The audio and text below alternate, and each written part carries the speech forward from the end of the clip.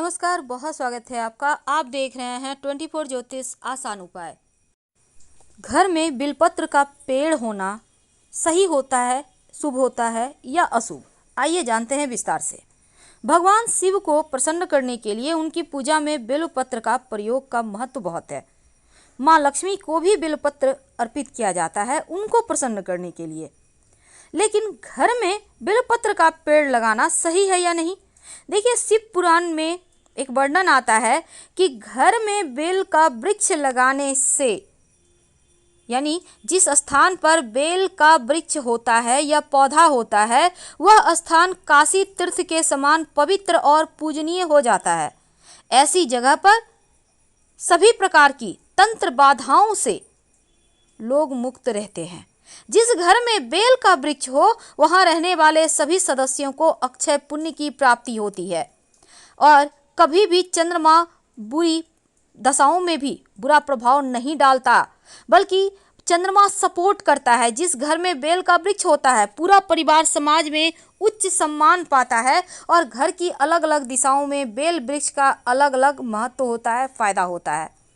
अगर घर की उत्तर दिशा में लगा बेल का पौधा अगर आपके घर में लगा हुआ है तो आपके घर के लोगों को यशस्वी और तेजवान बनाता है। इसीलिए सम्मान की प्राप्ति के लिए आप अपने घर के उत्तर पश्चिम दिशा में बेल का पौधा लगा सकते हैं और आर्थिक संपन्नता के लिए दक्षिण उत्तर दिशा में उत्तर दक्षिण बेल का पौधा आप लगा सकते हैं। उत्तर दिशा या दक्षिण दिशा में आर्थिक संपन्नता आती है, व्यक्ति धनवान बनता है, जीवन में कभी किसी चीज की कमी नहीं होती और सभी प्रकार के सुखों की प्राप्ति के लिए घर के बीचों बीच बेल का पौधा लगा दें।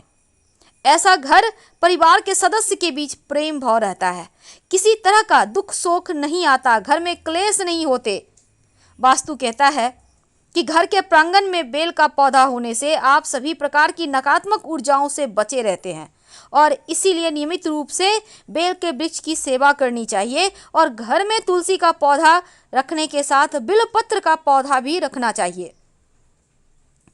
किसी भी महीने की अष्टमी, अमावस्या, पूर्णिमा तिथि और सोमवार के दिन बेलपत्र भूलकर भी ना तोड़ें, क्योंकि इन दिनों में आप शिव जी की पूजा तो कर सकते हैं लेकिन तोड़ना नहीं है। चढ़ाए हुए बेलपत्र को दोबारा से धोकर इस्तेमाल कर सकते हैं, तब तक कर सकते हैं जब तक कि वो खराब ना हो जाए, लेकिन गले हुए सूखे हुए बेलपत्र भूलकर भी यूज ना करें। और एक दिन पहले आप तोड़कर बेलपत्र रख सकते हैं। किसी भी महीने के द्वादशी तिथि रविवार के दिन शाम के समय इस पौधे के नीचे आप एक घी का दिया जरूर जलाएं और इस दिए में 2 बाती होगी और ये दिया घी का होगा और इसमें एक चावल का दाना रख दीजिएगा, यानी 2 मुखा दिया और उसमें एक चावल का दाना। घोर से घोर दरिद्रता भी समाप्त हो जाएगी और धन आने के रास्ते पूरे होंगे, आपकी समस्त मनोकामनाएं पूरी होगी। साथ ही ऐसा करने से आपके घर में धन की कमी कभी नहीं होगी, आपके तब सभी जन्मों के महापाप भी समाप्त हो जाएंगे।